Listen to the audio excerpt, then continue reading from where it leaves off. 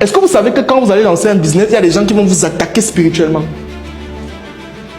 Vous allez remarquer qu'il y a parfois une boutique dans un marché qui vend, c'est-à-dire la boutique vend énormément.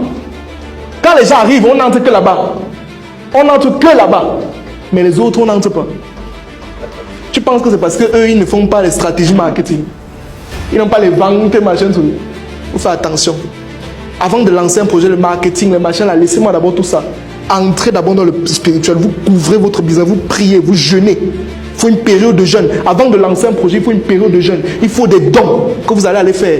C'est très important. Tu dois prier. Confier ton business à Dieu. Confie ton business à ton entité spirituelle. Si tu es musulman, donne à Allah.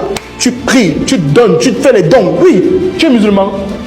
Est-ce qu'il y a quelqu'un qui est musulman dans la salle? Personne, n'est-ce pas? Mais moi, ce sont des personnes que j'adore.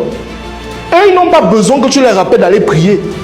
Même si même si tu viens chez un boutiquier musulman, tu lui dis que tu veux le pain de 2 millions. C'est son heure de prière. Il va te dire, attends d'abord, je parle à mosquée. Il ne veut pas comprendre. C'est-à-dire, tu donnes ce que tu veux. Il ne veut pas comprendre. Mais vous, les chrétiens, c'est pas ça. Les chrétiens prient quand ils ont des problèmes.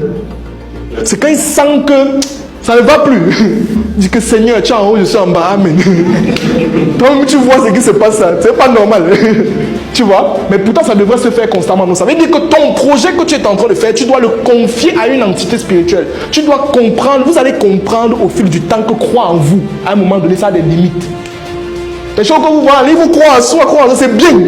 Mais à un moment donné, croire en soi, là, ça ne suffit plus.